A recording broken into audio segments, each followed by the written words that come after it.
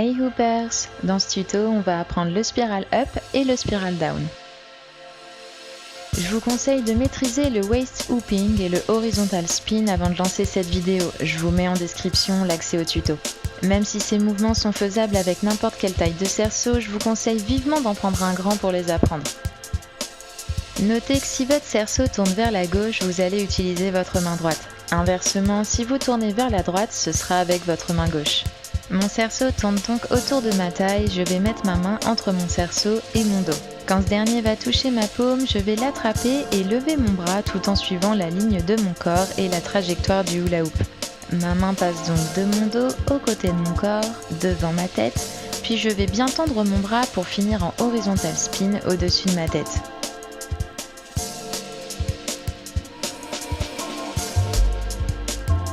Par contre, attention, si vous attrapez trop fermement votre cerceau, vous allez le stopper dans sa course et vous risquez de vous tordre le poignet. Il suffit simplement de l'attraper légèrement en lui laissant l'espace nécessaire pour glisser dans votre main pendant la montée. Si vous suivez bien les lignes de votre corps, la trajectoire du cerceau et que vous profitez pleinement de son inertie, votre main ne servira que de guide et c'est exactement ce que l'on recherche. Premier conseil, habituez-vous à faire tourner votre cerceau autour de votre taille tout en ayant votre main contre votre dos. Votre main doit être en L et vous devez sentir votre hula hoop passer sur votre paume. Ça risque de vous faire un peu bizarre au début, imaginez que votre main ne fait qu'un avec votre dos. Elle ne doit à aucun moment pousser le hula hoop. Détendez-vous un maximum et faites comme si elle n'était pas là.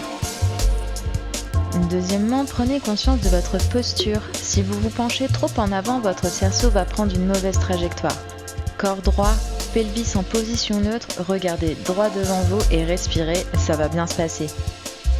Troisième conseil, trouvez le bon timing où attrapez votre cerceau. Sentez-le passer sur votre paume, comptez si nécessaire et attrapez-le sans chercher à le lever dans un premier temps. Recommencez autant de fois que nécessaire. Quatrièmement, prenez conscience de la trajectoire que votre main va effectuer pour lever le cerceau. On part du dos, puis le côté du corps, puis devant vous et au-dessus de votre tête. Votre main suit donc la ligne de votre corps tout en respectant la trajectoire du cerceau. Et c'est hyper important car si vous ne faites que lever le bras, vous allez vous retrouver bloqué. Veillez également à ne pas vous arrêter au niveau de votre visage. Tendez bien votre bras pour l'amener au-dessus de votre tête. Cinquième conseil, je vous le répète, mais ne tenez pas trop fermement votre cerceau pour ne pas casser son inertie. Il doit pouvoir glisser dans votre main pendant la montée. Sixièmement, attention que votre autre bras ne gêne pas votre cerceau.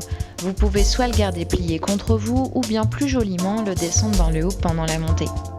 Et enfin, vous pouvez tourner sur vous-même pour que ce soit plus facile. Passons maintenant au spiral down.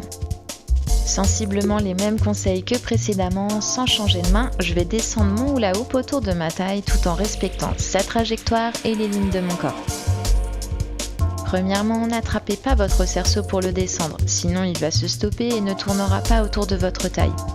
Gardez donc votre main bien en L.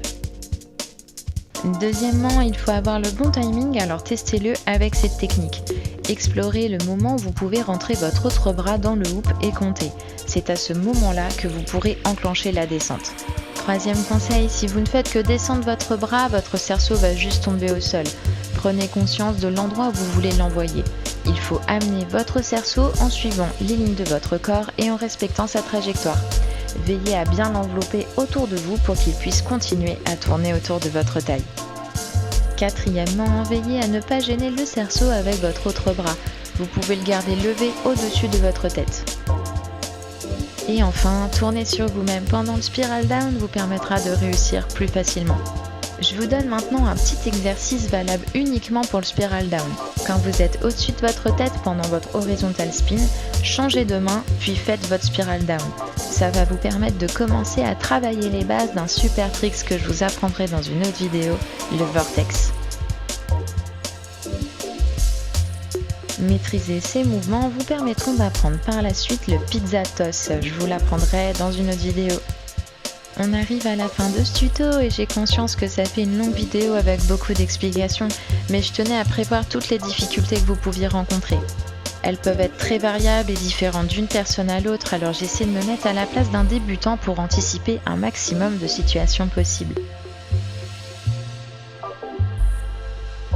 Comme d'habitude, n'hésitez pas à me donner vos retours en commentaire, c'est toujours un plaisir de vous lire.